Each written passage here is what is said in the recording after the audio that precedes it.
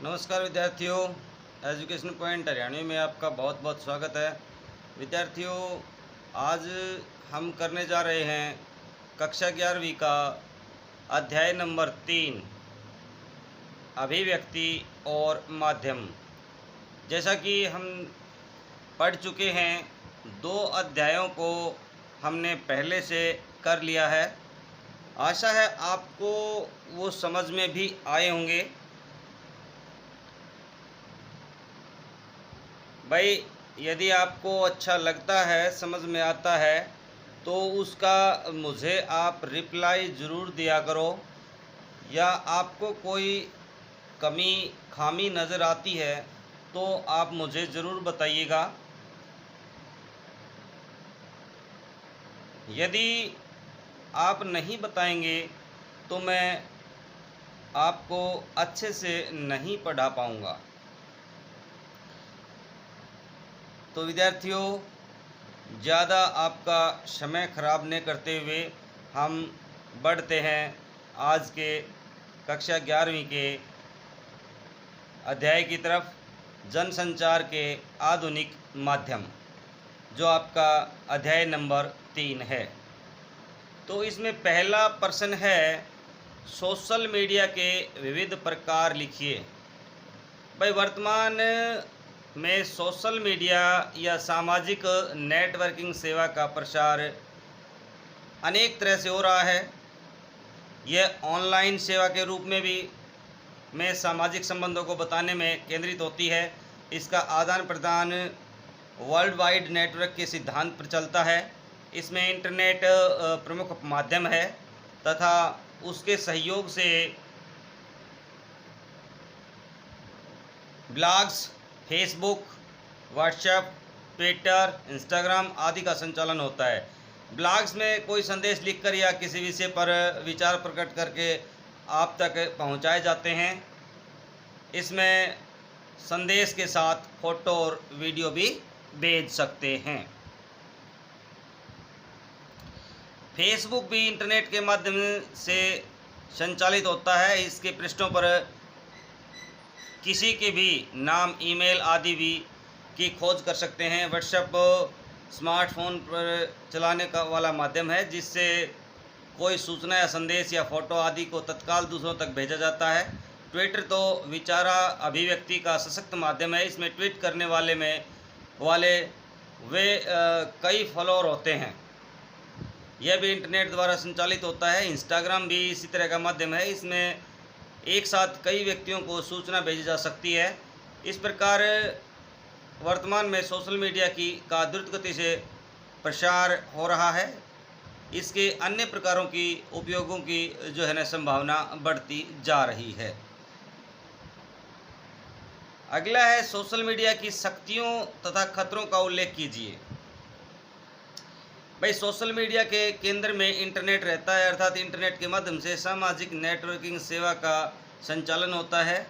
इस कारण social media की शक्तियों का पार कर पाना कठिन है। सोशल मीडिया के समान विचारों और रुचियों को तत्काल परस्पर साझा करने का अवसर मिलता है।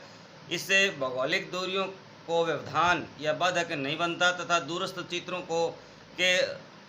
स्थानों के चित्रों, कार्यक्रमों, वीडियो, फोटो एवं संदेशों को तत्काल ग्रहण किया जा सकता है या मित्रों और परिचितों को भेजा जा सकता है। 3, विविध विषयों पर विश्व भर में हमें न्यूज़ ग्रुप्स में सीधा संबंध स्थापित हो जाता है। इसमें डाटाबेस एवं आंकड़ों की खोज भी तत्काल हो जाती है। विचारों एवं प्रतिक्रियाओं को तत्काल व्यक्त करके संप्रेषित करने का सोशल मीडिया श्रेष्ठ माध्यम है। सोशल मीडिया की प्रसार क्षमता असीमित है। तो भाई, इससे कुछ खतरे भी हैं हमने लाभ देखे हैं। तो भाई, सोशल मीडिया में खतरे भी काफ़ी हैं। वर्तमान में साइबर अपराध बढ़ रहे हैं। विद्वेष फैलाने वाले ट्विटर किए जाते हैं। इंस्टाग्राम पर चरित्रहानि के दृश्य प्रसारित किए जाते हैं। ठगी की जाती है तथा ब्लैक मेकिंग के द्वारा दूसरों को हानि पहुंचाई जाती है। इस प्रकार सोशल मीडिया के सभी माध्यमों में से साइबर अपराध के खतरे बढ़ रहे हैं। इससे खतरनाक वायरस भेज करके संग्रहित मेमोरी को विलुप्त करने की घटनाएं बढ़ती जा रही हैं। इस कारण साइबर खतरों को रोकने के उपाय भी किए जाने लगे हैं तथा सरकारी तंत्र इसकी रोकथाम में सक्रिय है। तो विद्यार्थियों, ये जो दोनों क्वेश्चन थे ना, 1 और 2, ये हमने आज के जो वर्तमान में जो सोशल मीडिया के जो माध्यम है ना जनसंचार के, हमने उन पे चर्चा की है। अब हम चर्चा करते हैं जिन क्वेश्चनों को आपने राइट डाउन करना है। पहला प्रश्न है, सूचना संचार क्रांति के युग में संप्रेषण का सशक्त माध्यम किसे माना गया है, बताइए। वर्तमान में हम जिस समय और परिवेश में सांस ले रहे हैं वह संचार क्रांति का युग है। आज सूचनाएं, उनका प्रचार और प्रसार समाज व्यवस्था का महत्वपूर्ण अंग बन गया है। नित्य प्रति नए नए आविष्कार हो रहे हैं और परिणाम स्वरूप सूचना लेने और देने वाले के क्षेत्र में एक नई क्रांति उत्पन्न हो गई है। वैज्ञानिक आविष्कारों के परिणाम स्वरूप radio, television, fax, telex, wireless internet, telephone, teleprinter आदि के द्वारा हम संसार भर में घटित घटनाओं को पल भर में प्राप्त कर लेते हैं और कम से कम समय में आज दुनिया के एक कोने से दूसरे कोने तक की घटनाओं का संप्रेषण हो जाता है। इन घटनाओं को देख सुन करके या पढ़ करके हमें यदि इसमें हानि की संभावना दिखाई देती है तो हम उससे बचने का उपाय भी कर लेते हैं। सूचना क्रांति के इस युग में त्वरित संप्रेषण की दृष्टि से सभी इलेक्ट्रॉनिक माध्यम और सोशल मीडिया के सभी माध्यम अति सशक्त माने जा रहे हैं। विद्यार्थियों, वीडियो थोड़ा सा बड़ा ज़रूर है, लेकिन आपके चैप्टर में से मैंने कुछ भी नहीं छोड़ा है, तो आप इसमें से मुख्य जो प्रश्न हैं उनको राइट डाउन ज़रूर कर लें, उसमें से आप कुछ भी ना छोड़ें। अगला है भाई, वर्तमान में जनसंचार के माध्यम इतने विकसित हो गए हैं कि हम विश्व से जुड़ गए हैं, इस कथन को स्पष्ट कीजिए। ये पहले क्वेश्चन में आ चुका है, इसलिए इस क्वेश्चन को हम नहीं करेंगे। अगला है, इम्पोर्टेंट क्वेश्चन भी है, ये राइट डाउन भी करना है। जनसंचार माध्यमों की आवश्यकता किन कारणों में रहती है, संक्षेप में बताइए। तो भाई, समाज में जनसंचार माध्यमों की सदैव आवश्यकता रहती है। इसके प्रमुख 4 कारण माने जाते हैं। पहला है परिवेश का निरीक्षण, समाज में निहित सामाजिक मूल्यों को प्रभावित करने वाले खतरों और अवसरों का पता लगाने की जरूरत रहती है। दूसरा है सामाजिक घटकों का संबंध, जनसंचार के माध्यम से विभिन्न घटकों के बीच वैचारिक आदान प्रदान और परस्पर संबंध स्थापित करता है। परिवेश के अनुसार ही प्रतिक्रिया हो, इसका पता लगाने की जरूरत पड़ती है। तीसरा है अगली पीढ़ी में स्थानांतरण, जो सामाजिक विकास हुआ है उसकी धारा निरंतर चलती रहे, उसका अगली पीढ़ी में स्थानांतरण हो, इसलिए समाज के विकास में जनसंचार की भूमिका महत्वपूर्ण है। तो अगला है भाई, इसका जो पार्ट नंबर 4 है, मनोरंजन। समाज में जनसंचार का एक विशेष कार्य यह है कि वह समाज के लिए मनोरंजन का कारण उपस्थित करता है। इस निमित्त भी उसकी आवश्यकता रहती है। अब आते हैं बिल्कुल खास प्रश्नों पर। ये जो इम्पोर्टेंट प्रश्न है भाई, जनसंचार के कितने प्रकार हैं और कितने रूप में प्रचलित है, बताइए। वेरी इंपॉर्टेंट क्वेश्चन है। आधुनिक काल में विविध यंत्रों एवं इलेक्ट्रॉनिक उपकरणों के आविष्कार से जनसंचार की आशातीत प्रगति हुई है। इस समय सूचना क्रांति और सूचना प्रौद्योगिकी के रूप में radio, phone, Doordarshan, fax, telefax, teleprinter, computer, internet, email, mobile, cellular phone, cyber space, laptop, teletext, modem, ecommerce आदि उपकरणों का प्रयोग हो रहा है तथा इनमें गांव और शहरों की नहीं, सारे राज्यों एवं दूसरों की दूरियां भी एकदम समाप्त हो गई हैं। अब तोता, कौवा, दूती या कूटनी कबूतर आदि प्राचीन जो है ना संचार साधन एकदम विलुप्त हो गए हैं। जनसंचार के साधनों एवं उपकरणों का वर्गीकरण करने पर उसके 5-6 प्रकारों अथवा रूपों को निर्धारित किया जा सकता है। वे इस प्रकार हैं। अंतर्वैयक्तिक संचार, अंतर्वैयक्तिक पहला अंतर्वैयक्तिक, अंतर्वैयक्तिक संचार, ये दो, एक और एक, दो में दोनों सेम है भाई। दूसरा है समूह संचार, तीसरा है जनसंचार। नंबर 4 पे पारस्परिक संचार अथवा शाब्दिक संचार। और अब है इंटरनेट एवं स्मार्टफोन से सोशल नेटवर्किंग सेवा का बढ़ावा दिया जा रहा है। इसके कई नए रूप है ना वो सामने आ रहे हैं।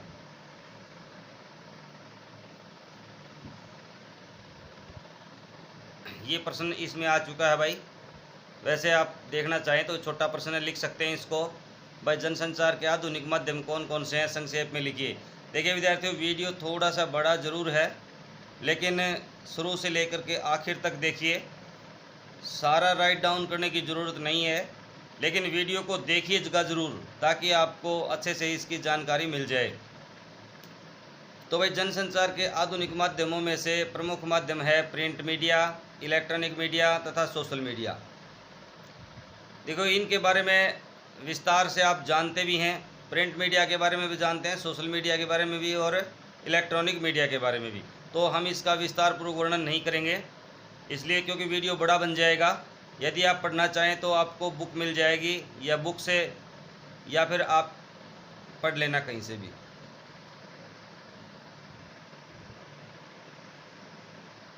यदि आप पढ़ना चाहो तो ज़्यादा बड़ा तो नहीं है। प्रिंट माध्यम के अंतर्गत समाचार पत्र तथा सही तरह की पत्र पत्रिकाएं आदि आते हैं। इनमें समाचारों की मुद्रित माध्यम से प्रस्तुति होती है। रेडियो सर्वे तथा टेलीविज़न सर्वे और दृश्य दोनों माध्यम है। ये इलेक्ट्रॉनिक माध्यम है। फिल्म भी इसी के अंतर्गत आती हैं। सोशल मीडिया में इंटरनेट पर पढ़ने और सुनने और देखने तीनों की सुविधा है। इस विशेषता से वर्तमान में इंटरनेट सर्वाधिक उपयोगी माना जाता है, लेकिन इस माध्यम की सुविधा सभी के पास नहीं रहती है। इस दृष्टि से समाचार पत्र और पत्रिकाएं सबसे प्राय सहज प्राप्य जनसंचार माध्यम है। मनोरंजन की दृष्टि से रेडियो एवं टेलीविज़न का अपना अलग महत्व है। इन सभी माध्यमों की लेखन शैली एवं प्रस्तुति भिन्न भिन्न होती है भाई। ये जो अगला प्रश्न है, जनसंचार के विभिन्न माध्यमों की खूबियां और खामियां, ये इम्पोर्टेंट क्वेश्चन है। जनसंचार के विभिन्न माध्यमों में से व्यक्ति अपनी रुचि एवं ज़रूरत के अनुसार किसी एक माध्यम, ये ना ऊपर मात्रा गलत लगी हुई है भाई, माध्यम को अधिक पसंद करता है तो कोई दूसरे को कम। जैसे एक व्यक्ति समाचार पढ़ने में आनंदित होता है तो दूसरा व्यक्ति रेडियो सुनने अथवा टेलीविज़न पर घटनाओं का जीवंत तस्वीर देखने से आनंद होता है। इसी प्रकार कुछ लोग इंटरनेट से चिपके रहते हैं। अतः इन सभी माध्यमों में रुचि पूर्ति के कारण खूबियाँ या विशेषताएं हैं, तो समय, साध्य या धन व्यय आदि के कारण कुछ कमियां भी हैं।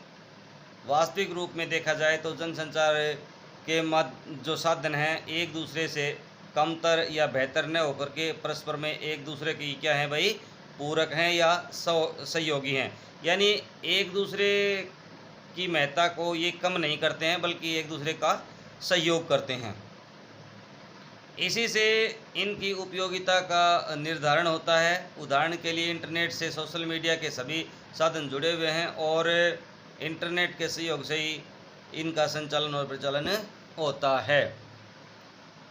अगला प्रश्न है भाई, प्रिंट मीडिया या मुद्रित माध्यम का संक्षिप्त परिचय दीजिए। वैसे पीछे आ चुका ये क्वेश्चन पिछले चैप्टर में, लेकिन हम छोटा सा जरूर करेंगे इसमें, क्योंकि आपकी इस लेसन में है ये। जनसंचार माध्यमों में प्रिंट मीडिया अर्थात मुद्रित माध्यम सबसे पुराना माध्यम है। आधुनिक युग में मुद्रण यानी छपाई के आविष्कार से मुद्रित माध्यम का प्रचलन हुआ है। मुद्रण कला का आविष्कार सर्वप्रथम चीन में हुआ था, लेकिन आधुनिक छापे खाने का आविष्कार जर्मनी के गुटेनबर्ग ने किया था। यूरोप में पुनर्जागरण रेनेसा का आरंभ छापाखाना द्वारा ही माना जाता है। वहाँ पर प्रिंट माध्यम के द्वारा धर्म प्रचार की पुस्तकों के साथ समाचार पत्रों का प्रचलन हुआ। भारत में ईसाई मिशनरियों ने धर्म प्रचार की पुस्तकें छपवाने के लिए पहला छापाखाना 1556 में गोवा में खोला था।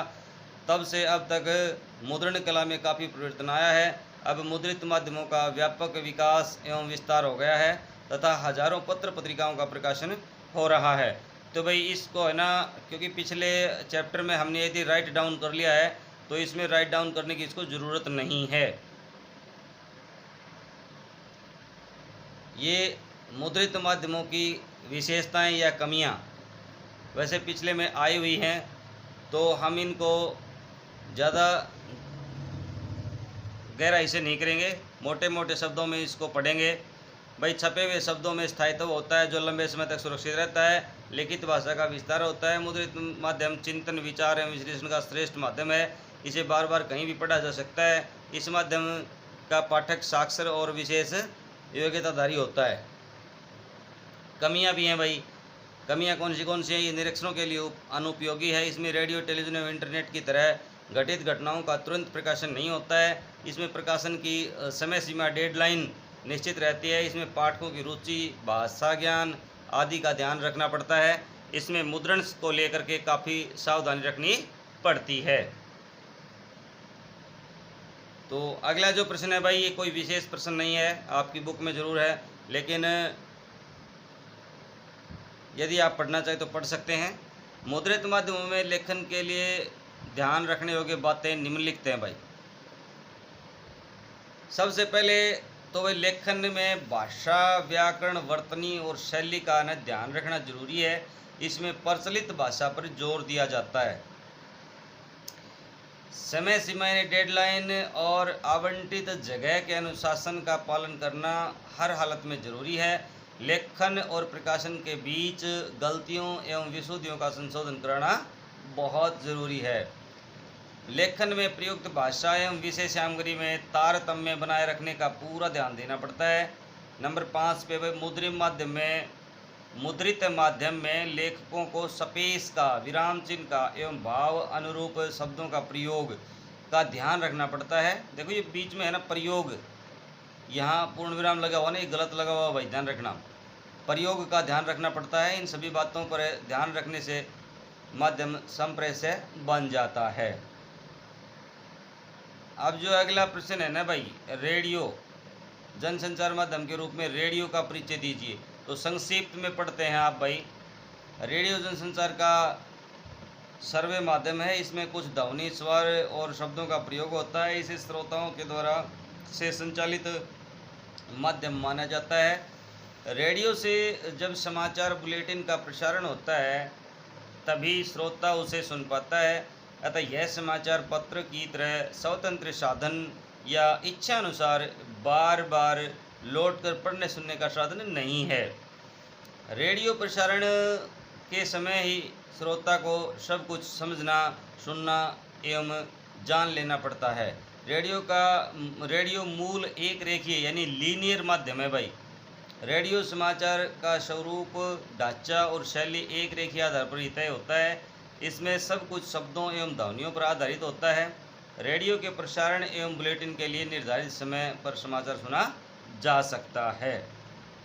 आइए भाई अगला, रेडियो समाचार की संरचना का स्वरूप कैसा होता है? भाई रेडियो समाचार की संरचना यानी उसके जो समाचार हैं वो कैसे लिखे जाते हैं?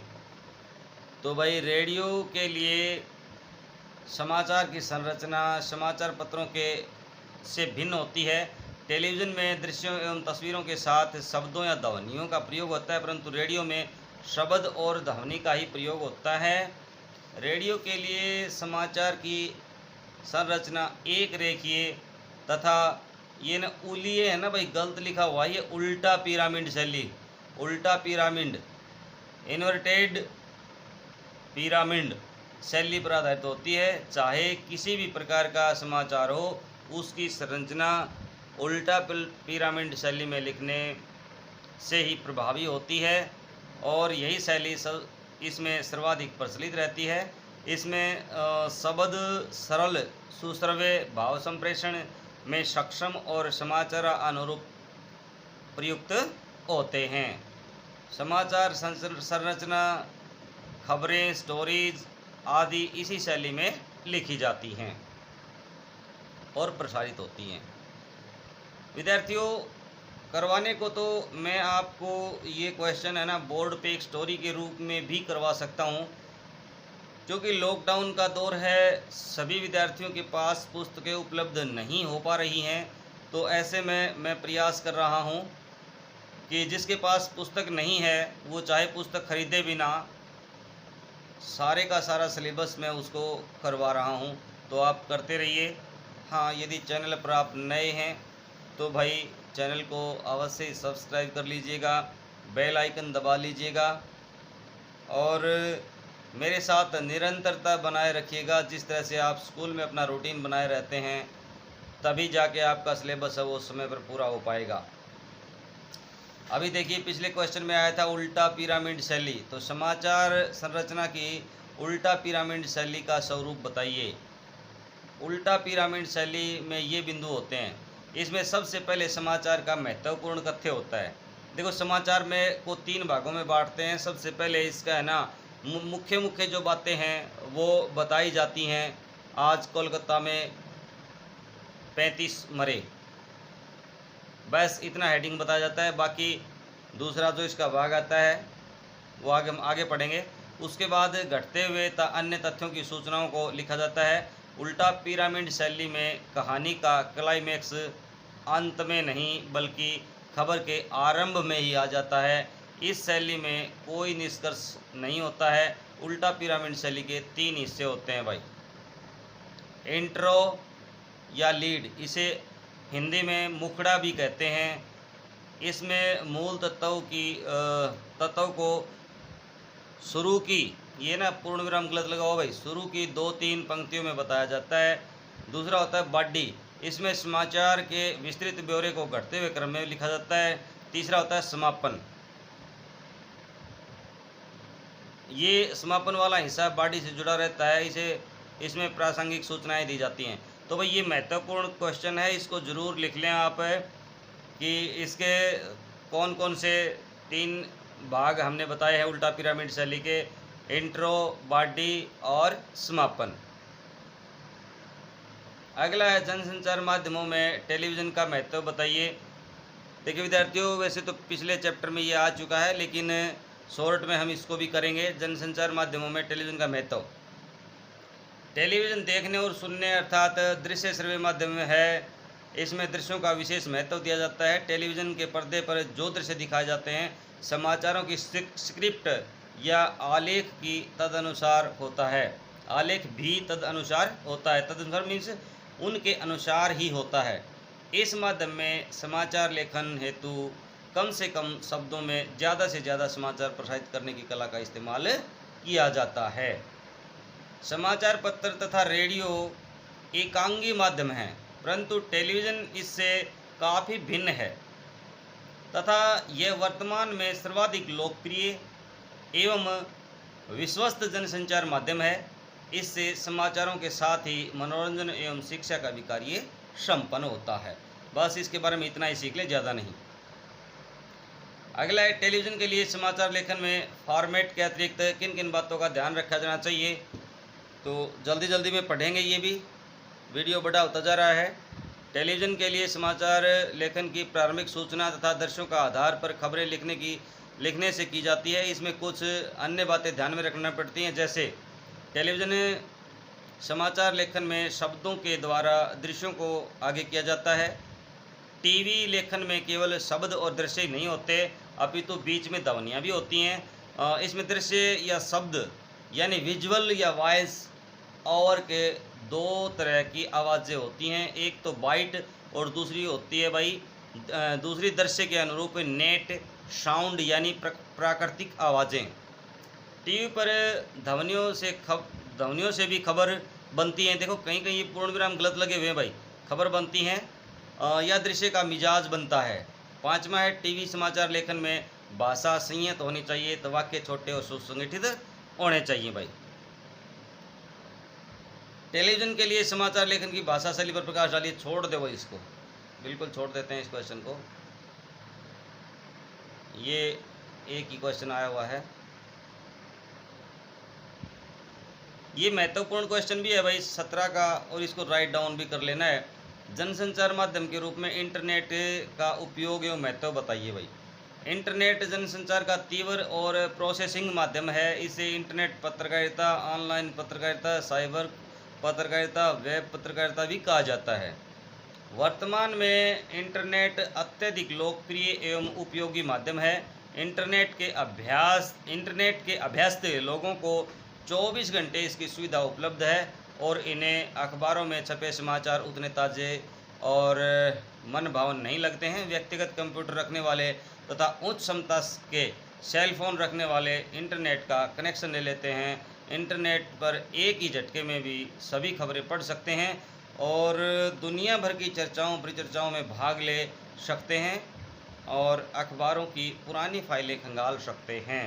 इंटरनेट समाचार पढ़ने, भेजने और सूचना प्राप्त करने का ज्ञानवर्धन एवं सर्वश्रेष्ठ माध्यम होने के से अति महत्व रखता है। अगला है भाई इसकी उपयोगिता।